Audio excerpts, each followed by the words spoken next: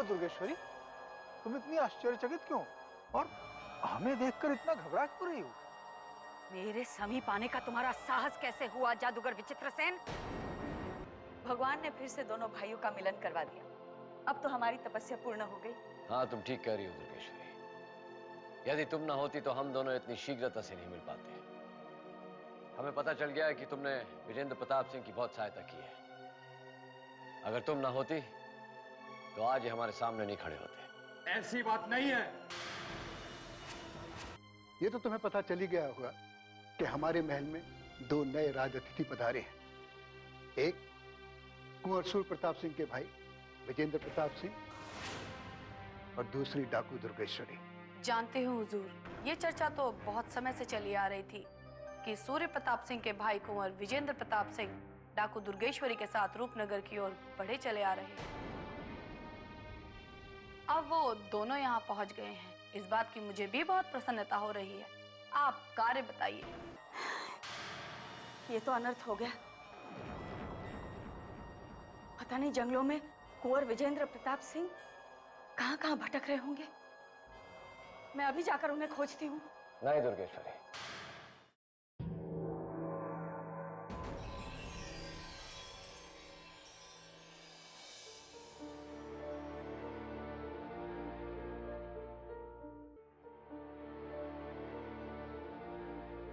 प्रणाम महाराज।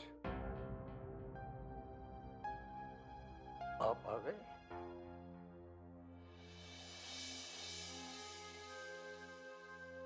भुवन सिंह जी, हम राजकुमारी चंद्रमुखी के लुप्त होने के कारण इतना टूट चुके हैं कि अब हमारे मन में जीवन की अभिलाषा भी लुप्त हो गई है। शुभ शुभ कहिए महाराज। ईश्वर करे हमारी आयु भी आपको लग जाए। समय के साथ सब ठीक हो जाएगा। कब तक ठीक होगा? कब तक हम प्रतीक्षा करेंगे? हमारी तो समझ में नहीं आ रहा है कि राजकुमारी चंद्रमुखी को लुप्त करने वाला राजद्रोही कौन है। हमें एक बार पता चल रहा है, एक बार, कि वो राजद्रोही कौन है, तो हम उसे सदैव फांसी पर लटका देंगे। आप क्रोध मत कीजिए महाराज। आपका स्वास्थ्य पहले से ही बिगड़ा हुआ है। कहीं और बिगड़ गया तो रूपनगर में त्राही त्राही मच जाएगी। आप शांत रहिए। हमारी आपसे यही प्रार्थना है। नहीं, अब हम एक क्षण भी शांत नहीं रह सकते। जब तक हमारी सुपुत्री हमसे मिल नहीं जाती, हम चैन से नहीं बैठेंगे। पता नहीं वो कहां है, किस हाल में है। क्षमा कीजिए महाराज। हम आज आपको ऐसी बात बताने आए हैं जिसे सुनने के पश्चात कदाचित आप विश्वास नहीं कर पाएंगे, किंतु सत्य हमें कुछ और ही दिखाई दे रहा है। जो युवती कारागार में बंद है, उससे पूछताछ करने के पश्चात हम इस निर्णय पर पहुंचे हैं कि वास्तविक चंद्रमुखी वही है। ये आप क्या कह रहे हैं? राजकुमारी को आपने उस वक्त से अपनी गोद में खिलाया है जब वो एक नन्ही बालिका थी। क्या आप हमारी सुपुत्री की शक्ल भी भूल गए, जो एक अपरिचित युवती को हमारी सुपुत्री बता रहे हैं? राजकुमारी चंद्रमुखी की सूरत तो हम मृत्यु के पश्चात भी नहीं भूल सकते महाराज। जो युवती कारागार में बंद है, उसने बताया है कि किसी ने महल के गुप्त कक्ष में उसका रूप बदल दिया है, और हमें भी अब उस पर विश्वास होने लगा है महाराज। क्यों क्यों विश्वास होने लगा है? एक अपरिचित युवती पर विश्वास करने का क्या कारण हो सकता है, हम जानना चाहते हैं। इसका कारण है उसके नेत्रों से बहते हुए आंसू, जो सत्य के सिवा कुछ नहीं दर्शा रहे। इसके अलावा वो हर क्षण केवल आपको ही याद करती है महाराज। गुप्त महल के अज्ञातवास के दौरान वो आपकी याद में आंसू बहाया करती थी महाराज।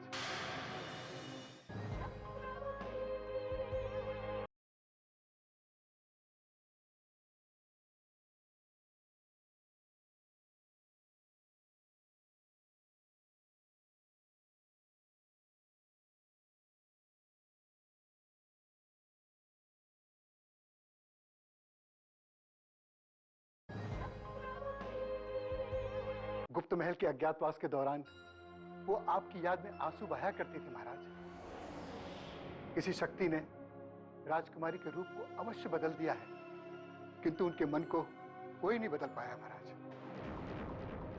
अब आप शीघ्र कारागार में जाकर उस युवती से भेंट कर लीजिए।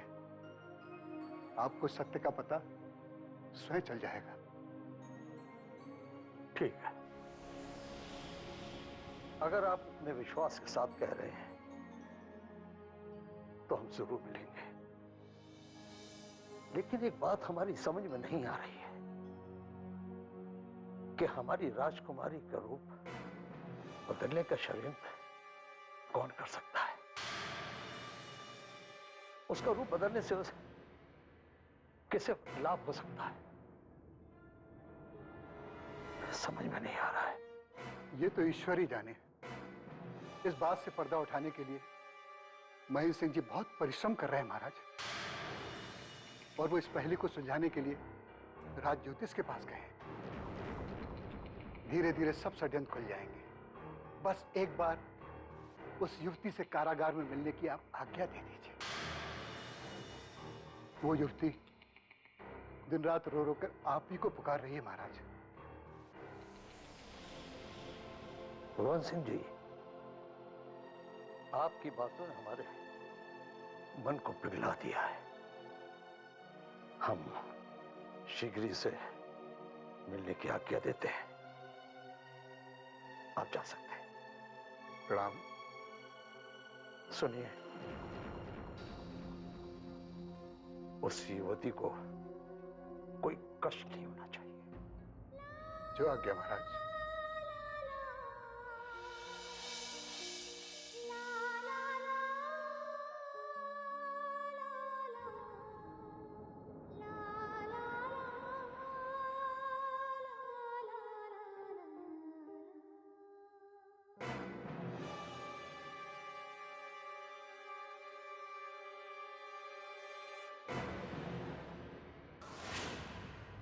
भुवन जी,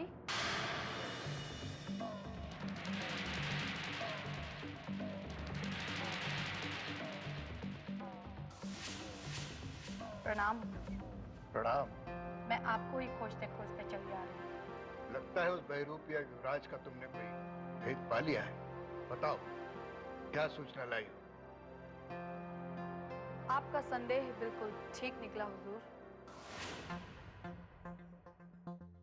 कुंवर विजेंद्र प्रताप सिंह की सूरत वाला वो युवराज मुझे कोई और ही लगता है। वो कभी किसी राज्य का युवराज हो ही नहीं सकता, इसका मुझे पूरा विश्वास है। ये तुम क्या कह रही हो मेघना?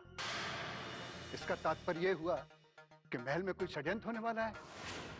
अब तो मुझे शीघ्र बताओ कि तुम्हें कहां और कैसे उस पर संदेह हुआ। वो पाखंडी चोरों की तरह एक कक्ष से दूसरे कक्ष में ताक-झाक करता फिर रहा है। ये मैंने अपने नेत्रों से साफ साफ देखा है। लगता है वो किसी को खोज रहा है। वो किसे खोज रहा था?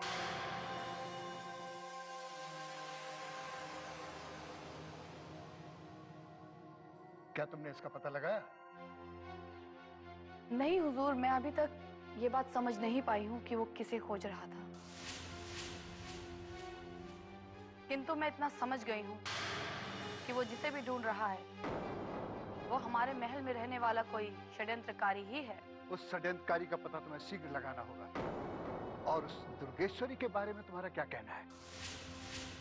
दुर्गेश्वरी में मुझे कोई खोट दिखाई नहीं दे रहा, किंतु वो भी उस पाखंडी की वास्तविकता नहीं जानती। हाँ, अब अवश्य वो उससे दूर दूर रहने लगी है। यानी सूर्य प्रताप सिंह का संदेह ठीक था। अब तुम अपनी चौकन्नी दृष्टि से उस धूर्त युवराज पर दृष्टि जमाए रखो। अब हमें वो कोई हानि भी पहुंचा सकता है। यदि उसने हमें कोई हानि पहुंचाने का प्रयत्न किया तो मैं उसे सदा सदा के लिए मृत्यु की नींद भी सुला सकती हूँ हुजूर, क्योंकि मैं सब सहन कर सकती हूँ, पर ये सहन नहीं कर सकती कि कोई हमारे राज्य को तनिक भी नुकसान पहुंचाए। हमें तुम पर पूरा विश्वास है। अब तुम जाओ और उसके बारे में जो भी जानकारी मिले उसकी सूचना तुम महेंद्र सिंह और सूर्य प्रताप सिंह को भी दे सकती हो। प्रणाम। प्रणाम।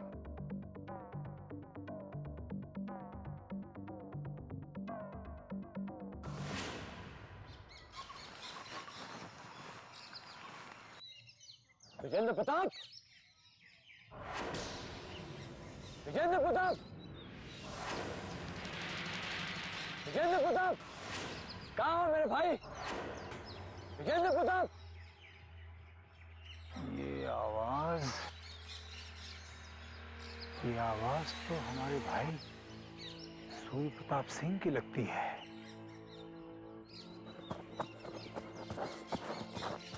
ऐसा प्रतीत होता है जैसे वो हमें ढूंढते ढूंढते रूपनगर के महल को छोड़कर रूपनगर के इन जंगलों में चले आए हैं। मेरे भाई सूर्य प्रताप सिंह,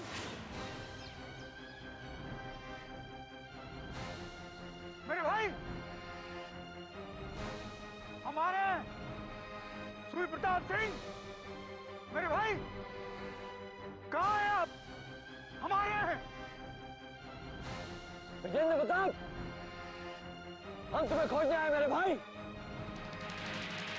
कहाँ है? मेरे भाई हम यहाँ उत्तरी दिशा में हैं। ठहरिए, हम आ रहे हैं। सूर्य प्रताप सिंह, हमारे भाई विजेंद्र प्रताप सिंह का स्वर इसी दिशा से आ रहा है। वो यही कहीं समीप है। सूर्य प्रताप सिंह कहाँ हैं आप? हमारे हैं। कहाँ हैं?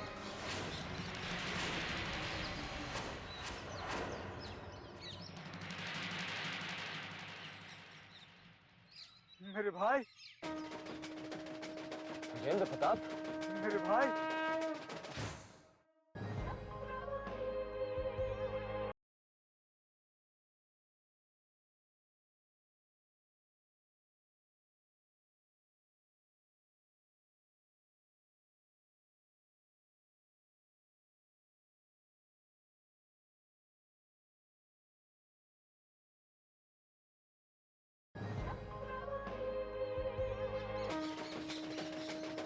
विजेंद्र प्रताप, मेरे भाई,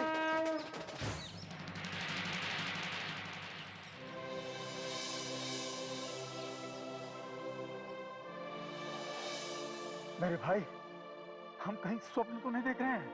नहीं, ये स्वप्न नहीं है। हम देख सकते हैं कि आप हमारी आंखों के समक्ष खड़े हैं, परंतु विश्वास नहीं हो रहा है कि हमारे भाई सूर्य प्रताप सिंह हमारे निकट हैं। परंतु ये सत्य है और इस सत्य के लिए हम स्वयं को भाग्यशाली समझते हैं। हमें भी विश्वास नहीं हो रहा कि हमारे सामने उस भयानक जादूगर विचित्र सेन की सूरत लिए हमारा भाई विजेंद्र प्रताप सिंह खड़ा है। किंतु हम सत्य जान गए हैं। हमें पता चल गया कि उस जादूगर विचित्र सेन ने अपनी सूरत तुम्हें दे दी है, किंतु तुमसे भेंट हुई, इसके लिए हम अति प्रसन्न हैं। मेरे भाई, अब हमें इस परिवर्तित रूप से भी कोई शिकायत नहीं है, कोई पछतावा नहीं है, क्योंकि आप हमें मिल गए हैं। हम दोनों भाई शीघ्रातिशीघ्र इस मायावी राज्य को छोड़कर अपने राज्य में लौट जाएंगे, चले जाएंगे यहाँ से। किंतु हाँ, उसके पूर्व हमें दुर्गेश्वरी को ढूंढना होगा, क्योंकि वो दुष्ट जादूगर विचित्र सेन हमारा रूप धारण करके उसे कहीं भगा ले गया है। पता नहीं वो बेचारी इस समय कहाँ होगी, क्या कर रही होगी। दुर्गेश्वरी इस समय रूपनगर के महल में सुरक्षित है। उन्हीं ने तुम्हारे साथ हुई घटना के बारे में बताया, इसलिए हम दौड़े दौड़े चले आए। ये जानकर हमें बड़ी प्रसन्नता हुई, परंतु वो दुष्ट जादूगर विचित्र सेन हमारा रूप धारण करके कहाँ चला गया है? वो भी इस समय रूपनगर के महल में है और भुवन सिंह जी अपनी कड़ी दृष्टि उस पर जमाए हुए हैं। अब हमें एक योजना बनानी है कि कैसे तुम्हारे वास्तविक रूप को उस जादूगर से छीना जाए, जो इस समय रूपनगर के महल में षड्यंत्र कर रहा होगा।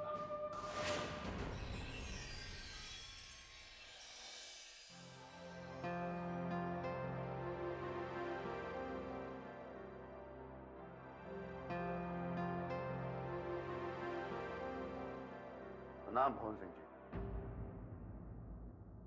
प्रणाम। आप आ गए सेना प्रमुख जी। हम बहुत ही अधीरता से आपकी प्रतीक्षा कर रहे थे। राज पंडित ने राजकुमारी चंद्रमुखी की पहेली को सुलझा दिया है। यह पहेली और उलझ गई है।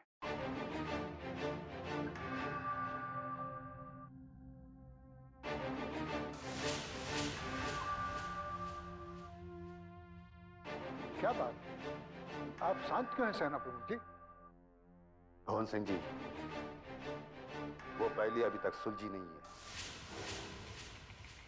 सत्य असत्य का पता लगाना संभव नहीं हुआ। जैसे उन्हें पता चला कि राजकुमारी चंद्रमुखी महल से लुप्त हो गई और एक अन्य युक्ति अपने आप को चंद्रमुखी बता रही है, तो वो चिंतित हुए और अचानक उन्हें क्रोध भी आ गया। सेना प्रमुख जी, अचानक उन्हें क्रोध आ गया? ऐसा आपने उनसे क्या कह दिया जो सदा प्रसन्न रहने वाले राज पंडित स्वामी सरस्वती नंदन क्रोधित हो गए? वो हम पर नहीं, महाराज के उस निर्णय पर क्रोधित हुए थे जिसके कारण आज ये विचित्र संकट आया है। हमें समझ में नहीं आ रहा है कि कारागार में बंद युक्ति सत्य कह रही है या असत्य। यदि राजकुमारी चंद्रमुखी को 24 वर्ष के पूर्व गुप्त महल से राजमहल लाया गया तो उन्हें बहुत बड़ी हानि उठानी पड़ेगी। तो ये सब जानते हुए राजकुमारी को क्यों बुलाया?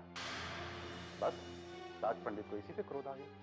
राज पंडित का कहना उचित ही है सेना प्रमुख जी। हमारे सामने ही राज पंडित ने महाराज को आगाह किया था जब राजकुमारी चंद्रमुखी पर रूपनगर के महल में शत्रुओं ने आक्रमण किया था। परंतु महाराज इस बात को भूल गए और हमें याद है राज पंडित ने यह भी कहा था कि अगर राजकुमारी चंद्रमुखी 24 वर्ष की आयु से पूर्व महल में प्रवेश करती हैं तो कोई भी अनहोनी घटना घट सकती है।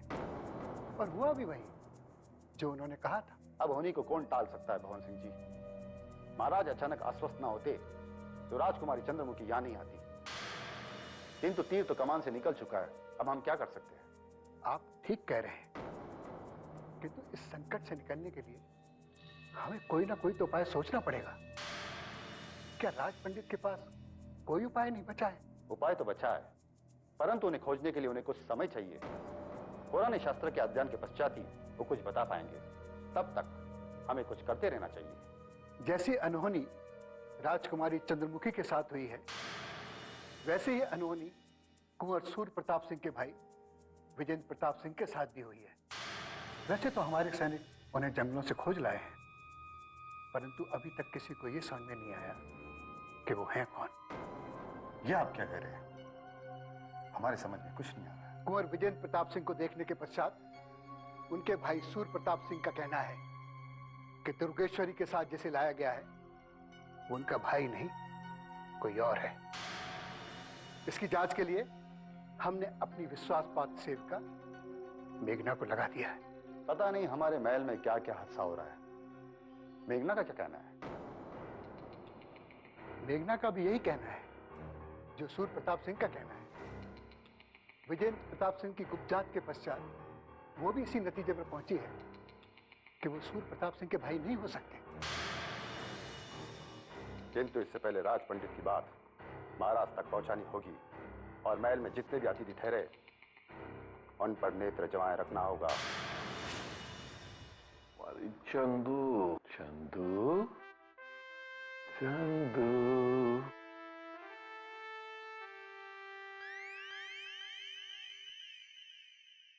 चंगू मंगू, अरे वहां छुप छुप के क्या देख रहे हो? भीतर चले आओ। प्रणाम अतिथि युवराज। आप कैसे हैं?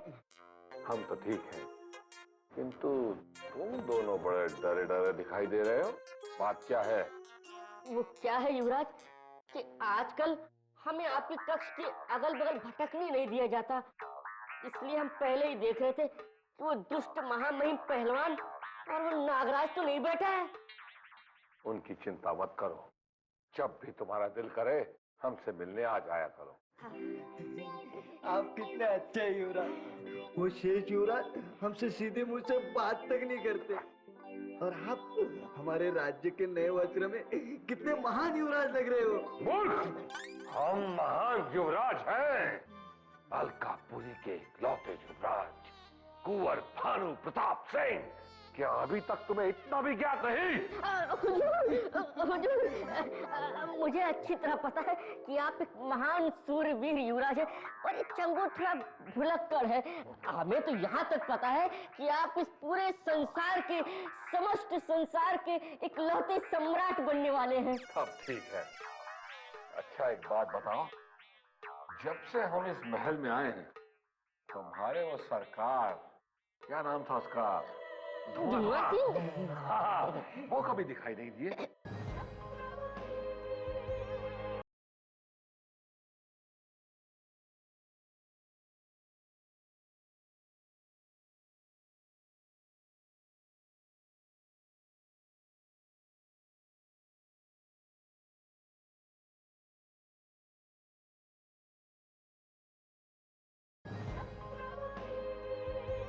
सब ठीक है। अच्छा एक बात बताओ, जब से हम इस महल में आए हैं तुम्हारे वो सरकार, क्या नाम था उसका, धुआं सिंह? हाँ, वो कभी दिखाई नहीं दिए।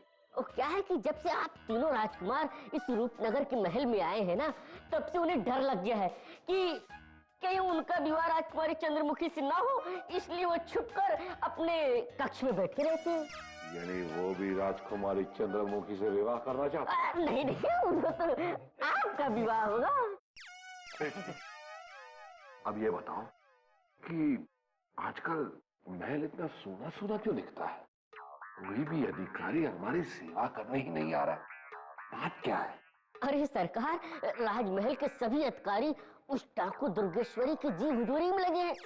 और तो और कुंवर सूर्य प्रताप के भाई विजेंद्र प्रताप भी महल में आ गए हैं। ये तुम क्या कह रहे हो मंगू? वो दोनों भी महल में आ गए हैं? कैसा कलयुग आ गया है, एक डाकू को राज अतिथि बनाया जा रहा है। यही नहीं, अभी तक राजकुमारी का भी नहीं पता चला। समझ में नहीं आ रहा, जो युवती स्वयं को चंद्रमुखी बता रही है, वो चंद्रमुखी है या कोई और है? क्या अभी तक तो हमारा चंद्रमुखी से मिलन तक नहीं हुआ और वो बदल गई? अरे हमारी समझ में कुछ नहीं आ रहा, ये सब क्या हो रहा है? आपको समझ में आएगा भी कैसे? आप तो दिन रात अपने कक्ष में विश्राम करती रहती है। राजकुमारी चंद्रमुखी अचानक लुप्त हो गई और एक युवती आकर के राजमहल में ये दावा कर रही है कि वो राजकुमारी चंद्रमुखी है। तुम चिंता मत करो, हमें कोई धोखा नहीं दे सकता। हम अपनी राजकुमारी चंद्रमुखी को देखते ही एक क्षण में पहचान लेंगे। तुम बस हमें उस युवती के पास ले चलो। नहीं नहीं हुजूर, ये कार्य हमारे बस का नहीं है। आप थोड़ा सब्र रखिए। अच्छा ये बताइए कि आप उस अमावस की रात उस पुराने महल से अचानक भागकर रूपनगर क्यों आ गए थे?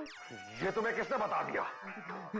किसी ने नहीं हुजूर, हमने ऐसे सुन लिया। सारे रूपनगर में यही चर्चा हो रही है कि आप वनराज से डर के उल्टे पैरों तले यहाँ भागे आए। ये सब असत्य है।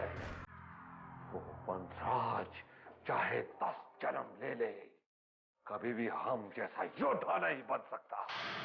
यदि अभी तो उसके कक्ष में जाकर हमारा नाम ले लो तो वो भय से कांपता हुआ अपने दोनों हाथ जोड़कर सावधान खड़ा हो जाएगा।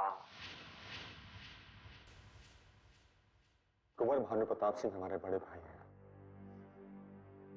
हम दोनों के शरीर में एक ही रक्त है, इसलिए हम उनका इतना सम्मान करते हैं। लेकिन उन्होंने हमें कभी एक भाई की तरह देखा ही नहीं, और वो उस दृष्टि से कभी आपको देखेंगे भी नहीं, क्योंकि भानु प्रताप स्वार्थी हैं, लालची हैं और मक्कार हैं। ये हम जान चुके हैं। जैसे वो हैं, उनकी माशी भी वैसी ही है। उन्होंने मेरी माँ को बहुत सताया है। जब माँ अलकापुरी में रहती थी तो उन्होंने मंजरी माँ के साथ मिलकर मेरी माँ पर बहुत अत्याचार किए हैं। जब भी मैं ये बातें याद करता हूँ तो मेरा खून उबलने लगता है, लेकिन मैं ये सोचकर चुप हो जाता हूँ कि वो मेरे बड़े भाई हैं। आपको ये संस्कार आपकी माँ से ही प्राप्त हुए हैं युवराज, अन्यथा आपके स्थान पर कोई और होता तो अपने उस पापी भाई का वध कर चुका होता। किंतु अब आपको और भी संभल कर रहना होगा, क्योंकि वो रूपनगर में भी आपके विरुद्ध षड्यंत्र रच रहा है। मुझे उसकी कोई चिंता नहीं है, क्योंकि मेरे साथ मेरी माँ का आशीर्वाद है। और कहते हैं जिसके साथ उसकी माँ का आशीर्वाद होता है उसका यमराज भी कुछ नहीं बिगाड़ सकते हैं। तो भानु प्रताप की क्या हस्ती है। आप ठीक कह रहे हैं युवराज। आज के घोर कलयुग में माता को ही भगवान के समान माना गया है। आपका कोई कुछ नहीं बिगाड़ सकता। अब तो मेरी प्रार्थना भी आपके साथ जुड़ गई है। आप जहां भी रहेंगे भगवान आपकी रक्षा करेगा। मैं चंद्रमुखी के फूल को लेकर वापस लौट जाऊंगा। आप केवल मुझे कुंवर सूर्य प्रताप सिंह से शीघ्र मिलवा दीजिए। मैं आपका उपकार जीवन भर नहीं भूलूंगा। अवसर मिलते ही हम अपना वचन पूर्ण करेंगे युवराज। हम इसके लिए प्रयास भी कर रहे हैं। बस जैसे ही रूपनगर के महल में चल रही हलचलें थोड़ी कम हो जाएं, हम आपकी भेंट सूर्य प्रताप सिंह जी से करवा देंगे। और मुझे वो फूल कब प्राप्त होगा जिस तक पहुंचाने के लिए तुमने मुझे वचन दिया था? महाश्वेता का दिया हुआ वचन कभी खाली नहीं जाता। चंद्रमुखी का फूल निकट समय में आप ही के पास होगा युवराज, क्योंकि वो फूल भगवान ने आप ही के लिए बनाया है। ये कहकर तुमने मेरा मन हल्का कर दिया। मेरा भाग्य बहुत प्रबल है कि मुझे तुम जैसी महिला मिली है। अन्यथा रूपनगर की धरती पर जहरीले नाग ही नाग फैले हुए हैं। और पता नहीं महेंद्र सिंह और भुवन सिंह अभी तक सूर्य प्रताप सिंह को लेके क्यों नहीं आए। उन दोनों ने भी हमें सूर्य प्रताप सिंह से मिलवाने का वचन दिया था, किंतु पता नहीं वो दोनों कहाँ लुप्त हो गए हैं। अमावस की रात के पश्चात वो दोनों पता नहीं शायद इस पुराने महल को भूल ही गए हैं। वे दोनों अवश्य आएंगे युवराज। मैं अभी आपका संदेशा उन तक पहुंचा देती हूँ। चलती हूँ। प्रणाम।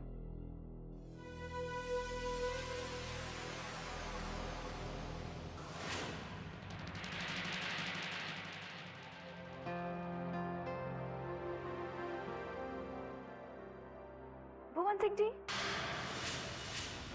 हुजूर, मैं आप ही से मिलने आई हूँ। कहीं पुराने महल से फिर तो कोई अशुभ समाचार नहीं लाई हो महाश्वेता? हम यहाँ चल रही उथल पुथल से वैसे ही बहुत चिंतित हैं। अब कोई अशुभ समाचार और मत देना। मैं आपको ये बताने आई हूँ कि अमावस की रात को जो कुछ भी हुआ वो सिर्फ एक दुर्घटना थी।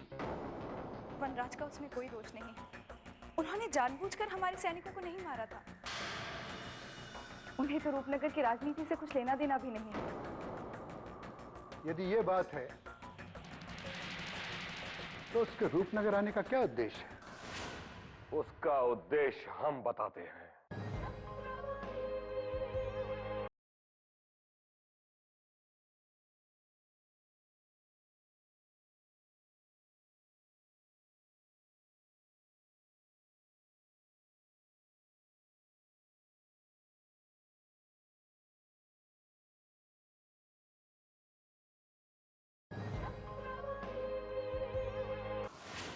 उसका उद्देश्य हम बताते हैं।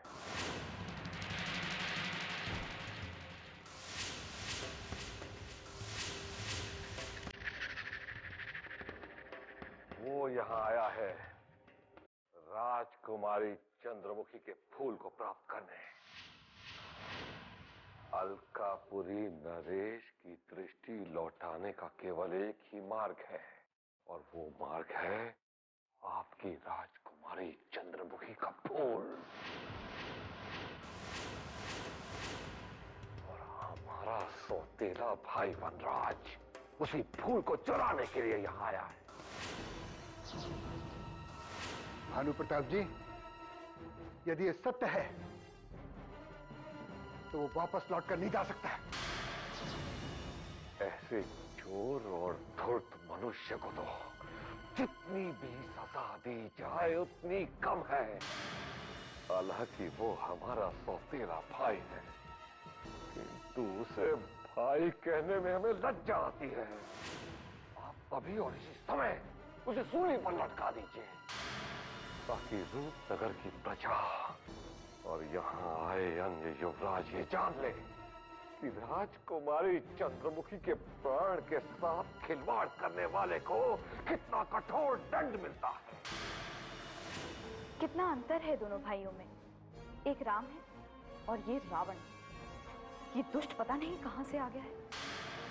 अब वनराज का क्या होगा? समझ नहीं आता। यदि आपका भाई चंद्रमुखी के फूल को चुराने आया है तो हमें तत्काल महाराज से मिलना पड़ेगा, क्योंकि ये बहुत ही गंभीर विषय है। भुवन सिंह जी, यदि आपको हमारी बातों पर विश्वास नहीं तो चलिए हम स्वयं उसके मुंह से सब सच्चाई उगलवा देंगे। हम दूध का दूध और पानी का पानी करवा देंगे। चलिए। ठीक है, हम तत्काल पुराने महल जाकर वनराज से बात करेंगे, क्योंकि अगर रूपनगर से चंद्रमुखी का फूल चला गया तो राजकुमारी चंद्रमुखी के प्राण भी निकल जाएंगे। नहीं, हम राजकुमारी चंद्रमुखी के प्राण कभी संकट में नहीं आने देंगे। हम अभी अपने सौतेले भाई के मुंह से सब सच उगलवा देंगे। उसने हमारे राज्य का अपमान किया है। चलिए, कहीं वो भाग न जाए। महाश्वेता, जी। हम भानु प्रताप जी के साथ पुराने महल में आ रहे हैं।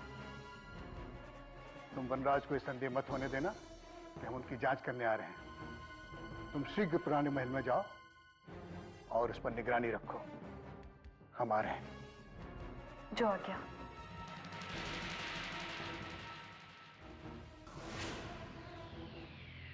चले? हाँ, चले चले।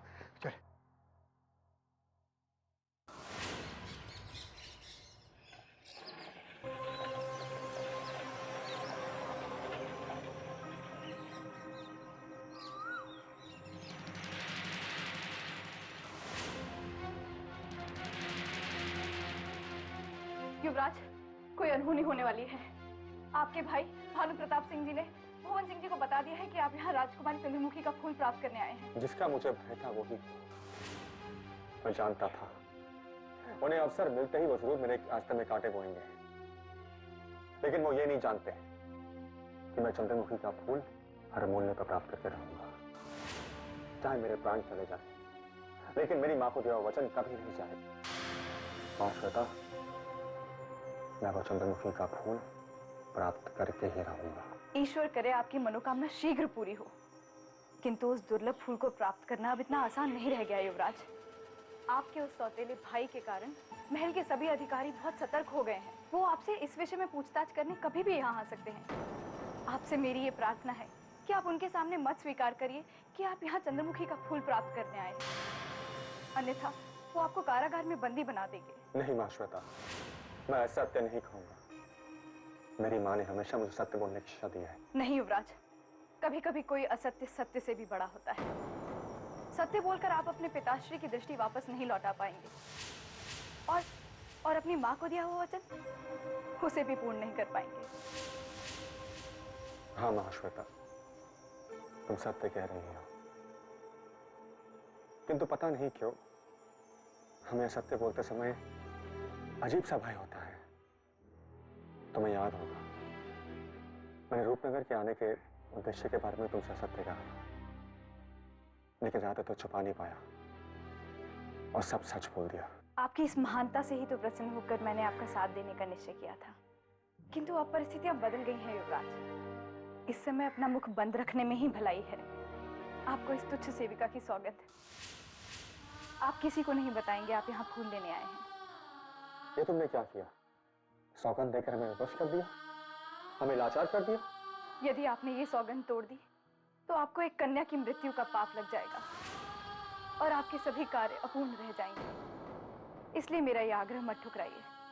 अपनी माँ को दिए हुए वचन के लिए एक बार असत्य बोल दीजिए, नहीं तो मुझे आपको आपकी माँ की सौगंध देने पर विवश होना पड़ेगा। तुम्हारा अपनापन देखकर हम इस पर अवश्य विचार करेंगे, लेकिन हमें कुछ सोचने के लिए समय चाहिए। अब सोचने विचारने का समय ही कहाँ रह गया युवराज। यहाँ आपसे मिलने के लिए किसी भी वक्त भानु प्रताप सिंह को लेकर भुवन सिंह जी आते ही होंगे।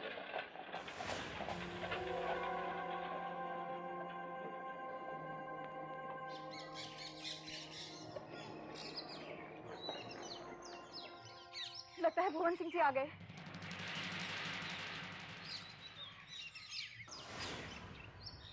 वाह वाह भुवन सिंह जी वाह, आप रूपनगर वाले भी मनुष्य को उससे औहदे से ज्यादा ही प्यार देते हैं।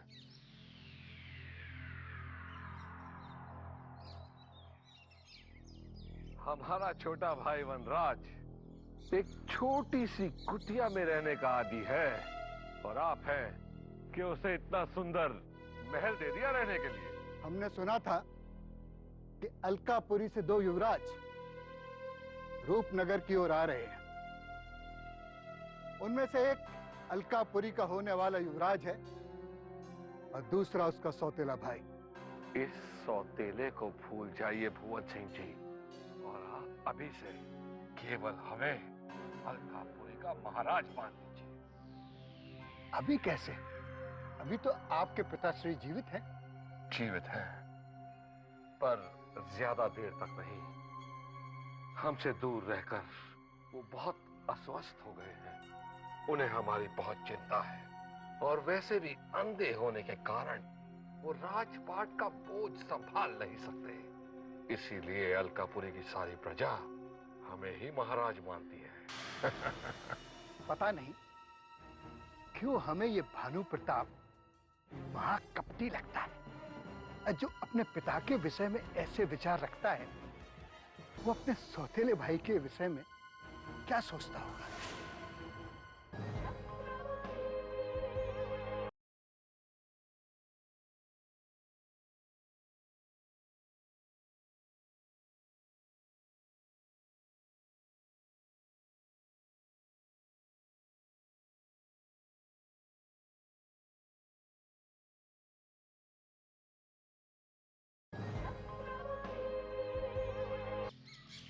आप किस सोच में पड़ गए भुवन सिंह जी? क्या आपको हम पर विश्वास नहीं कि हम अलकापुरी के महाराज बनेंगे? अलकापुरी तो क्या, हम इस समस्त विश्व के सम्राट बनने वाले हैं, ताकि आपकी राजकुमारी चंद्रमुखी सुख ही सुख भोग सके।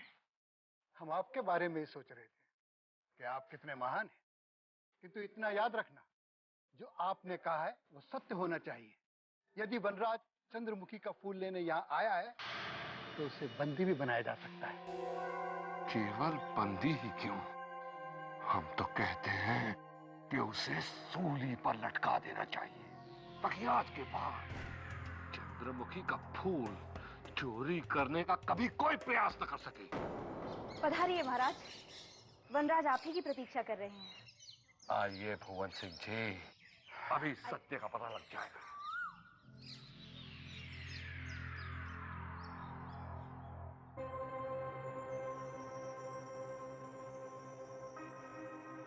युवराज, आपसे मिलने भुवन सिंह जी एवं आपके भाई आए हैं।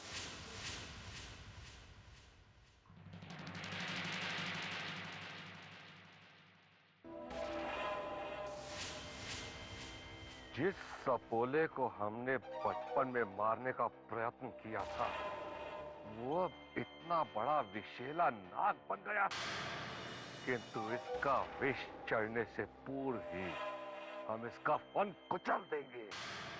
आप दोनों चुप क्यों हैं? आप दोनों को देखकर ऐसा लग रहा है कि आप दोनों एक दूसरे से मिलकर प्रसन्न नहीं हुए। अब भुवन जी, ऐसी कोई बात नहीं है।